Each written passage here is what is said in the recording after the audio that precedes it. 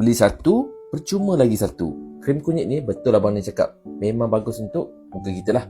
So nak bantu muka nampak glowing, muka nampak bersih, nampak lebih tegang. Korang pakai je krim kunyit ni guys. Kalau kena harga offer ni, beli sekarang tau. Beli satu, percuma satu ni. Kunyit natural. Nampak dia punya tekstur dia macam ni.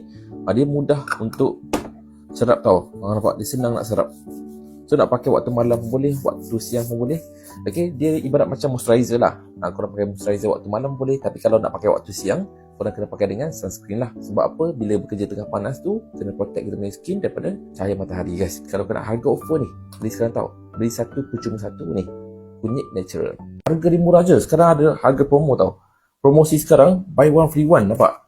Aku beli satu, percuma satu sekarang. Tapi limited. Sangat limited. Dapatkan sekarang guys. Harga promo buy one free one. Check sekarang. Lelaki walaupun dia tak pakai makeup, tapi kalau dia amalkan skincare yang bagus, dia punya muka kalah perempuan weh. Orang pakai je macam aku pakai kunyit ni guys. Ni.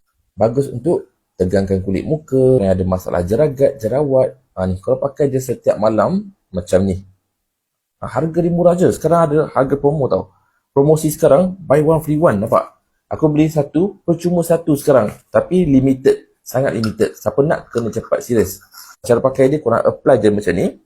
So, untuk kulit muka yang lebih cerah, lebih tegang. Zaman dulu, orang kampung dia pakai kunyit hidup, kunyit serbut, pakai dekat muka. Habis kunyit muka. Tapi sekarang ni, dah moden, dah canggih dalam bentuk krim kunyit macam ni. Dapatkan sekarang guys. Harga promo, buy one free one. Check sekarang.